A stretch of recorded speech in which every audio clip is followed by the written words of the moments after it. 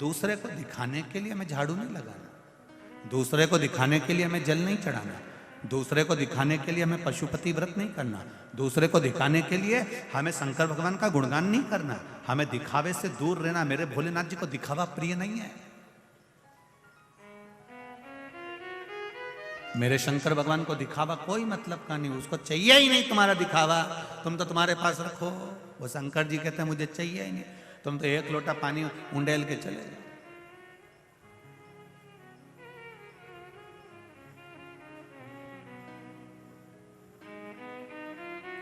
मेरे राम जी महाराज अपने मंदिर में बैठते हैं, दिन भर में एक बार तैयार होते हैं। मेरे कन्हैया मंदिर में बैठते हैं, दिन भर में एक बार तैयार होते हैं। मेरे भगवान विष्णु मंदिर में बैठते हैं, दिन भर में एक बार तैयार होते हैं।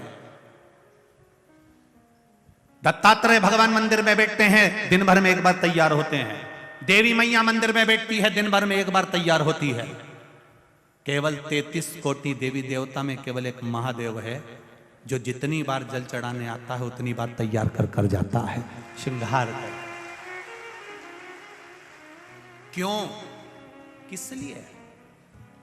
कहीं कहीं पंडित जी कह देते हैं मैंने अभी श्रृंगार करा है, पानी मत चढ़ा देना, पर कहीं कहीं की रहती है मैं तो चढ़ाऊंगी जा।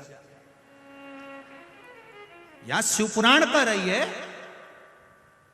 सारे देवी देवता एक बार तैयार होकर बैठ जाते हैं, मेरा महादेव दिन भर तैयार होता है, 24 घंटे तैयार होता है।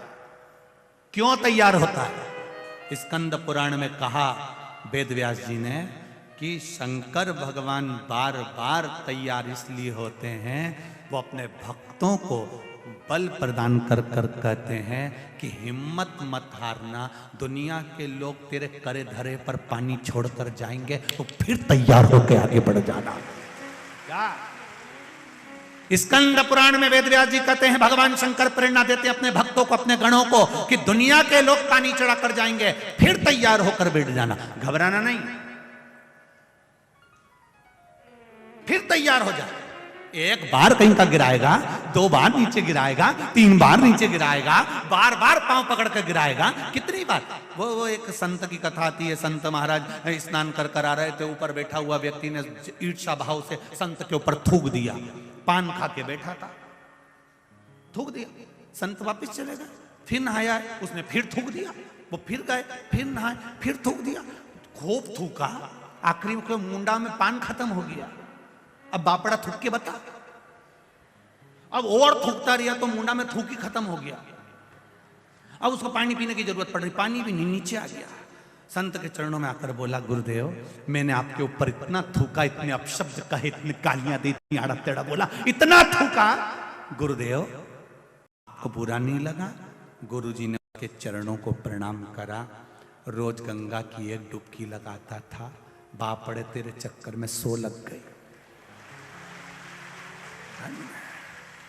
तेरे चक्कर में ये 100 डुबकी लगी, नहीं तो मैं कभी नहीं लगाता, इतनी डुबकी तो कभी नहीं लगाता, पर तू थूकता था, मैं स्नान करने जाता था, मेरे मालिक ने कितनी कृपा कर दी कि मुझसे 100 डुबकियां लगवा ली।